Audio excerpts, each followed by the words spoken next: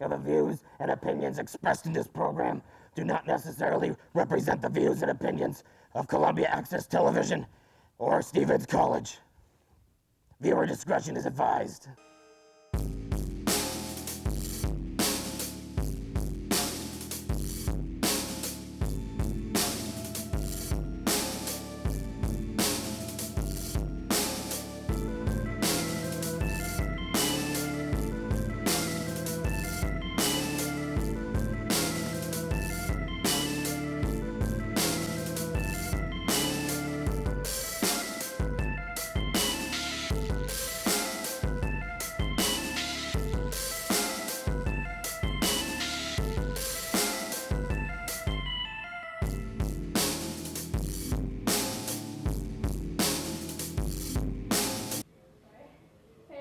I'm Margy, Chrestman. In case you can't tell, I am a girl. And I actually don't listen to a lot of metal music. I'm sorry. Apologies in advance. So I was talking to my friend Nick, who does listen to a lot of, hardcore music or metal or whatever. And it was like, hey, what kind of jokes should I tell? Because I was a little bit nervous about coming up and telling jokes to you guys.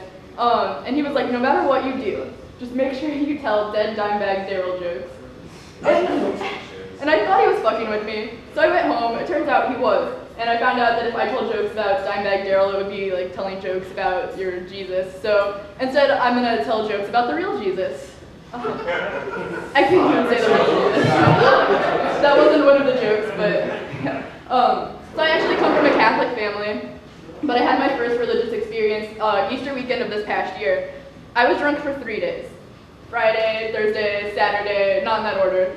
And Sunday morning when I rose, I felt like that. It was one of those days where it was so bad that I got in the shower and I had to sit down and close my eyes. And that's when I saw Jesus. He just looked at me and said in his smug Jesus voice, yeah, well, I remember when I woke up on Easter. But anyways, I don't have a problem with religion or people who are religious or practicing and living with faith. I don't. I think if you're religious, that's great. If you're not, that's great. But recently, Oreo caused a huge backlash because they posted a picture on their Facebook page of an Oreo with rainbow frosting in support of gay pride. And people boycotted Oreos. And like I said, I don't have a problem with religion, but I do have a problem with people who waste chocolate. And I was just thinking, it's times like this where you really realize someone's created God in their own image, when he seems to hate all the same people they do. And it takes something like a gay cookie epidemic for me to step back and want to say, hey man, Jesus died for your sins, and yours, and mine, and even Anderson Cooper's. So by all means, keep drinking the fucking Kool-Aid, but have an Oreo. Because if you don't, then it's like that whole crucifixion thing. It was just a big waste of time, which isn't a popular opinion. But neither is almost anything Jesus ever said or did while he was alive. And I think it's funny that it actually took Jesus dying or being crucified for anyone to take him seriously. And even then it wasn't until they published a book of the words of his father, which in my opinion, even that was just a huge marketing stunt on behalf of the church. Because everybody knows works published posthumously sell way better than anything anyone ever tries to pitch while they're alive. There's a reason that the Bible is the most sold book in the world, and it's not the prose. Matthew 6:24 actually says that you can't serve both God and money, but it doesn't say that you can't serve the word of God to people for exorbitant amounts of money. So you just gotta love those religious loopholes. Next, it's 2012, but I'm still a huge fan of sexism. People always play that game. If you could sit down and have dinner with anyone in history, who would it be? And everyone's always like Abraham Lincoln or Gandhi or Hitler. But if I had a choice, I would sit down with the first woman who thought, I could stay home, day drink, and make delicious sandwiches all day. But, frankly, I'd rather work 60 hours a week at a dead-end job and still make less money than my husband, the plumber. Because whoever that bitch is, thank you. Because whoever that bitch is, seriously fucked up my ideal future. Because all I want is little old housewife me dressed up, vacuuming, smoking a blunt, ashing directly on the carpet because I know I can vacuum it up as I go along.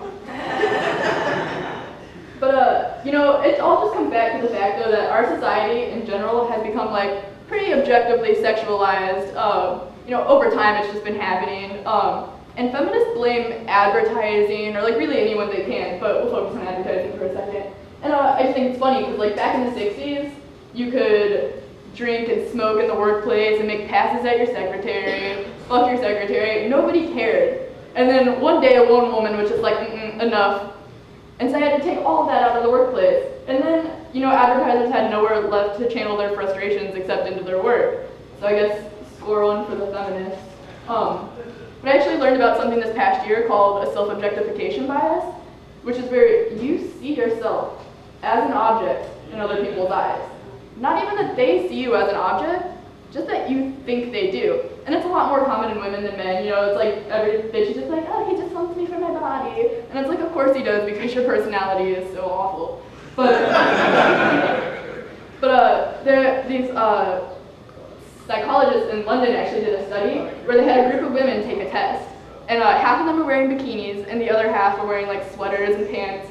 And the women in bikinis all did significantly worse on the test than the women in sweaters. And I'll dumb it down a little bit. It's because their brains were in like sexy mode and they couldn't do math. And that got me thinking, that's probably why no great female achievement has ever happened on a beach.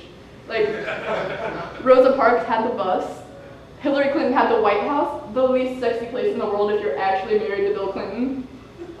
Harriet Tubman was the founding mother of hipster transportation with her Underground Railroad. In fact, the only woman who ever, made it big, then bigger, then a little too big, and then smaller in a bikini was Pamela Anderson. And I'm not a doctor, but I'm pretty sure she had some help. Which is great, because at that point in her life, I'm sure she must have needed a ton of support, which is a broad joke. But coming back to, how society has gotten really overtly sexual, I realized recently during Parents' Weekend, after getting a little bit too drunk and sleeping on my friend Bob's couch, that walking home alone the morning after not having sex with someone feels way more like a walk of shame. And that insult to injury, I'm pretty sure a small Asian girl used me as her wind block for at least half of my walk home. Anyways, thanks, I'm Margy. Woo!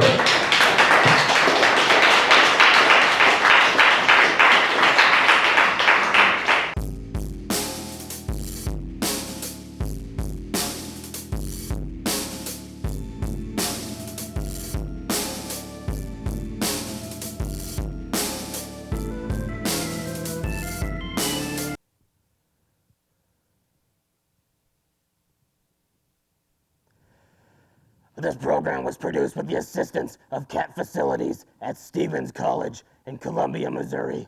Copyright 2012, Bone Man.